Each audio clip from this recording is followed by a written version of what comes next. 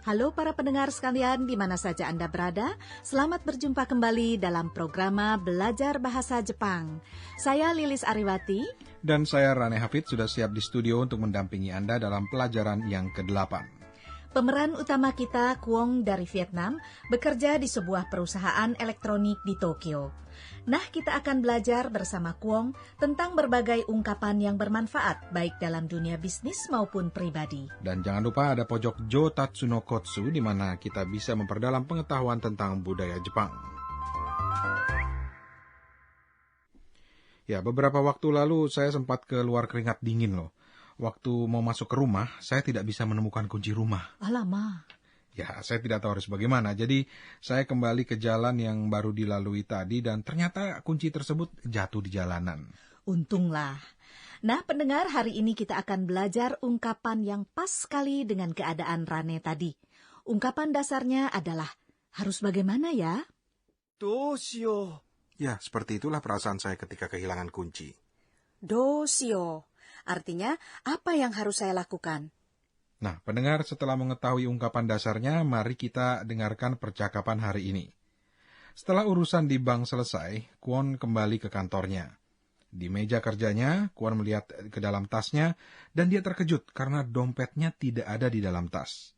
Nah, inilah belajar bahasa Jepang pelajaran ke-8.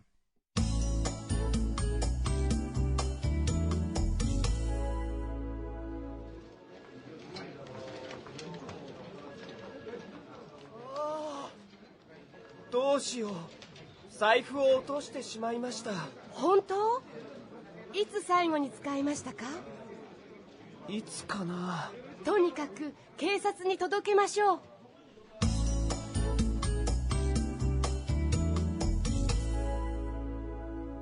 Ya, begitulah percakapan hari ini. Pendengar, kini mari kita bahas satu persatu percakapan tersebut. Kwon tidak dapat menemukan dompetnya. Dia berkata, Doshio. apa yang harus saya lakukan? Itulah ungkapan dasar untuk hari ini. 財布を落としてしまいました。 Saya telah kehilangan dompet. Saifu artinya dompet. Otoshimasu adalah kata kerja yang artinya hilang. Otoshite terbentuk dengan mengganti akhiran mas menjadi akhiran te. Apabila akhiran te ini dilanjutkan dengan kata shimaimashita, maka ini menunjukkan bahwa kejadiannya sudah berlalu tanpa disengaja.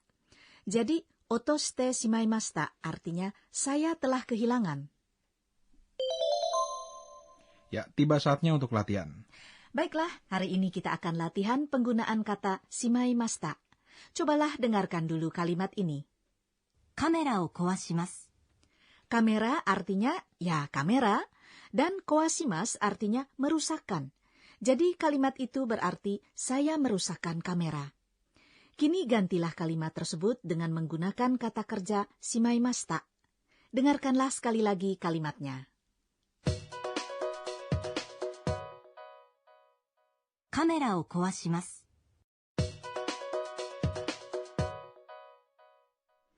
Ya, mestinya menjadi kamera wo kawashite shimaimashita.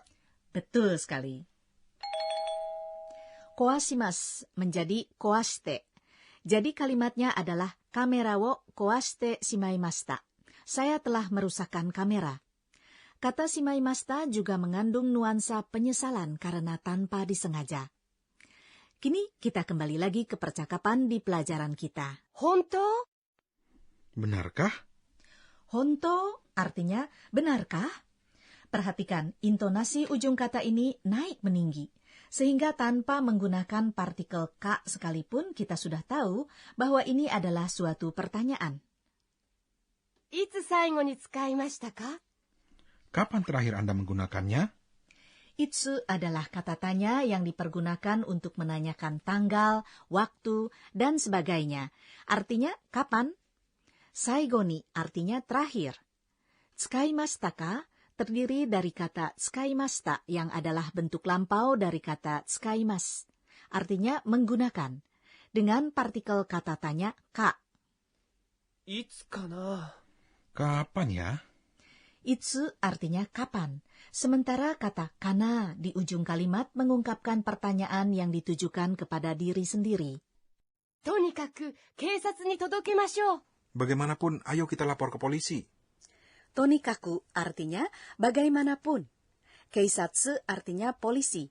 Dan ni adalah kata bantu yang menunjukkan tempat tujuan. Jadi keisatsu ni artinya kepada polisi. Todokemas artinya melaporkan. Akhiran mas yang diubah menjadi akhiran masyo menunjukkan sebuah ajakan. Jadi todokemasyo artinya mari kita laporkan. Nah, pendengar, tibalah saatnya untuk pojok Jo Tatsuno Kotsu, di mana kita dapat mempelajari budaya Jepang secara lebih mendalam lagi. Hari ini, kita ketengahkan tentang pos polisi yang menjaga keamanan dalam keseharian kita. Kebanyakan warga Jepang menganggap sudah tugas mereka untuk langsung melapor ke polisi begitu menemukan dompet atau ponsel milik orang lain.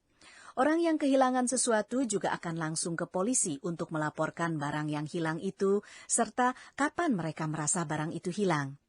Kemungkinan besar barang yang hilang itu akan dikembalikan oleh penemunya. Di Jepang ada banyak pos polisi setempat yang dikenal dengan koban.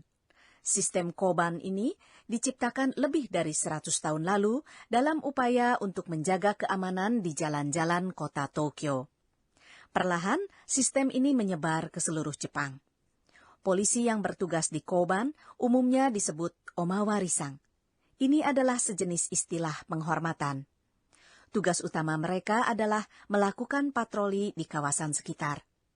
Namun mereka juga bertugas untuk langsung datang ke lokasi kecelakaan atau kejahatan, serta membantu anak-anak yang hilang atau orang yang mabuk. Jadi kalau Anda tersasar di Jepang, ingatlah bahwa koban adalah tempat yang paling dapat diandalkan untuk bertanya. Demikianlah Jo Tatsuno Kotsu. Kini mari kita latihan ungkapan dasar hari ini sekali lagi. Apa yang harus saya lakukan? どうしよう。 Baiklah pendengar, berikutnya mari kita lihat tata bahasanya. Untuk melukiskan kejadian tanpa disengaja di masa yang telah lampau, caranya adalah dengan mengganti akhiran mas menjadi akhiran te, lalu tambahkan shimaimashita. Jadi untuk kata otoshimas yang berarti kehilangan, diubah menjadi bentuk lampau otoshite shimaimashita. Pendengar, mari berikut ini kita dengarkan sekali lagi percakapan hari ini.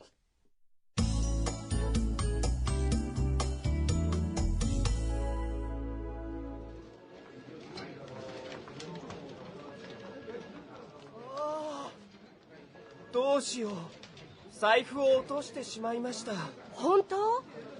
いつ最後に使いましたか？いつかな。とにかく警察に届けましょう。